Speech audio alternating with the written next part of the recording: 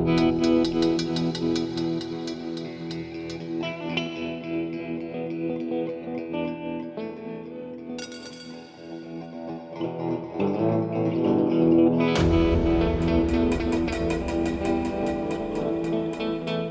billion cups every day. That's how many times humans around the world reach for coffee, making it one of the most beloved beverages on Earth. For millions, it's more than just a drink. It's the morning ritual that starts our day, the midday companion that fuels our conversations, the reliable ally that helps us power through when energy fades. But what many coffee lovers don't realize as they take that first satisfying sip is that their favorite beverage faces an uncertain future. Climate disruption is transforming traditional growing regions. Market volatility threatens farmers' livelihoods, and unsustainable practices are pushing this global staple toward a breaking point. Yet throughout coffee's rich history, every challenge has sparked innovation. Every threat to its survival has inspired a new generation of thinkers and dreamers who refuse to accept a world without their beloved brew. Today, you'll meet the bold visionaries protecting coffee's legacy while reinventing its future. Welcome to Saving Coffee.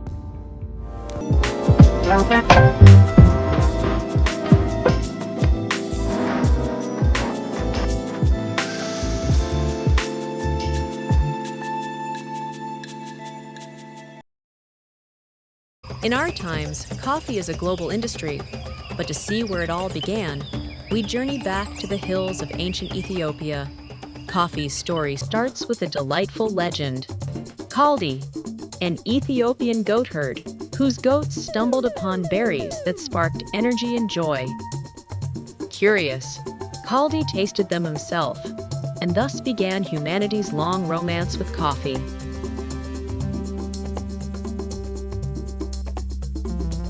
Coffee quickly became more than a beverage. It was a catalyst for conversation, creativity, and culture, connecting societies from Ethiopia to Europe, transforming coffee houses into lively centers of thought and innovation. Today, coffee remains a global ritual enjoyed by billions, taking its place as one of the world's most traded commodities.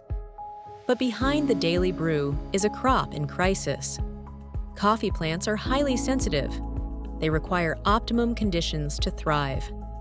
And with rising temperatures and increasingly erratic weather patterns, those conditions are rapidly disappearing. The Intergovernmental Panel on Climate Change warns that by 2050, global coffee yields could drop dramatically. Nearly half of the land currently used to grow coffee may become unsuitable. These changes don't just affect the plants, they ripple through the entire system, reducing supply, raising prices, and putting pressure on the communities that grow our coffee. With challenges mounting, the coffee industry needs solutions. And those solutions may come from a bold new generation of innovators determined to protect coffee's legacy by rethinking how it's made. Meet Jake Berber, co-founder of Singapore-based Prefer Coffee, an innovator tackling the twin problems of price and planet. Under his leadership, Prefer is rethinking how coffee can be made, aiming to build a more resilient and sustainable future for the industry. To me, I believe that the problem that we're solving is a price problem and a planet problem. So on the price problem, we are able to create a product that is far more affordable than coffee is today. And in turn, that means that our B2B partners that we work with can then price lower for their customers. So in turn, we allow coffee to not be a product that's just for the rich. We allow coffee to always be affordable for the mass market. That's something that's really important to me. On the planet side, we never speak poorly about coffee. It's a big part of our ethos as a company. We are very pro coffee people, and we truly are in our hearts of hearts. We're here to support the industry. And there's data around coffee requiring quite a significant level of CO2 and farmland and water. And using Prefer, the companies that we work with, by integrating more Prefer, they get to decrease their carbon footprint, they get to decrease their land use, they get to decrease their water. So there's basically this idea that it's better for our wallets and also better for the planet. But of course, none of this works without the product tasting exactly like coffee, which it has to. Taste is the most important thing. Prefer Coffee's approach is groundbreaking, using natural ingredients, fermentation technology, and careful roasting to craft beanless coffee that matches traditional coffee in taste, aroma, and experience. So in our technology, there are a few different levers that we can pull to change the flavors. So one is on the raw ingredients. So we can use ingredients such as broken rice, soy pulp, wheat, basically commodities. So we've screened over thousands of different ingredients that we could use to create the coffee flavors. So that's one. Two is on the microbial level. So yeasts, enzymes, fungi, microbes, all these different things, when introduced to these feedstock, create different flavors. So basically that's lever one, lever two is just the inputs. 3 and 4 is more on the process. So in the fermentation step, what is the temperature? What's the timing? What's the pH? All these things affect the flavors. So again, we are just always iterating on those parameters. And then final step in the roasting, temperature and timing as well.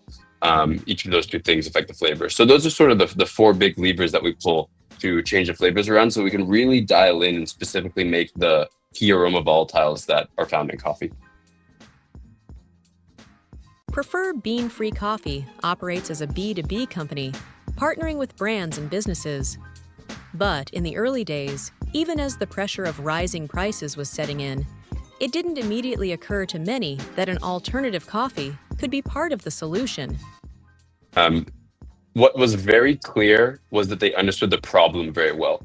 For everyone in the coffee industry that I spoke with, it was very clear that their price of coffee has been rising and aggressively. So that's A. B is Prefer, the solution of Prefer, bean-free coffee without coffee beans. That definitely took a minute or two for them to sort of wrap their head around and understand that this is a real solution to this problem that they're feeling. So I would say that A, the problem was super clear, didn't even need to explain it. And then B, for this being the solution, after a couple of questions and sharing what I share with you, like what really is coffee? Coffee is the experience, coffee is the taste, the functionality, etc. So if we can provide this product that tastes the same but a lower price, then this could really be a game changer for the business. So yeah, I think just like starting from a point of what is your problem and then sharing how this potentially could be a solution, if A and B, that helped our first customers and our customers today helped to sort of get it a little bit easier. To succeed, Prefer had to do more than offer a new product. They needed to understand what businesses cared about, while also staying in step with customer priorities. Just by listening to customers, it's become very, very clear.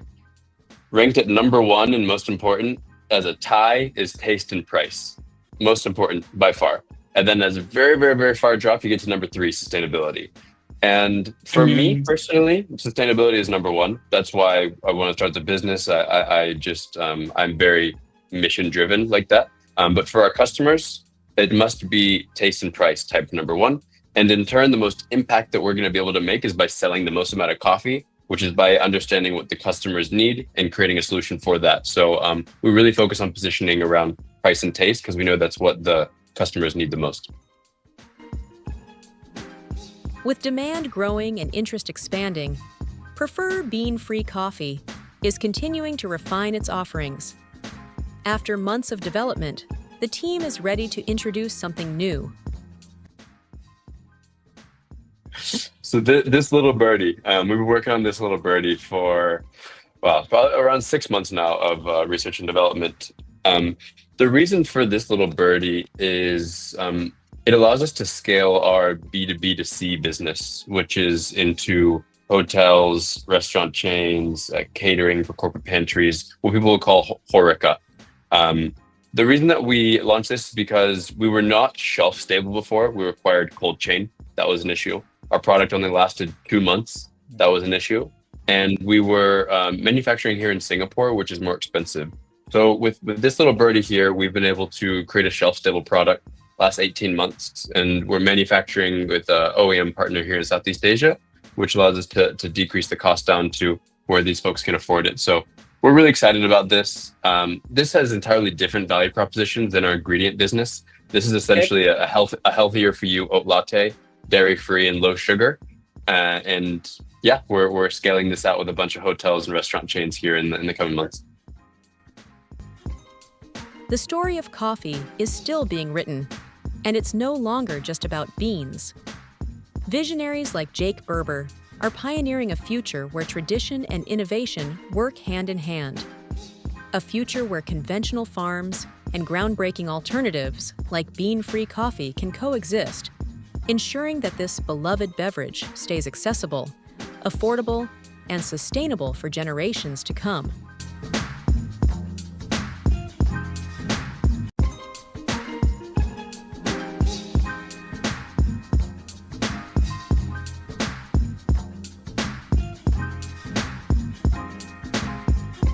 Stay connected with Farm to Feast on social media for more stories at the intersection of food, innovation, and sustainability in emerging markets.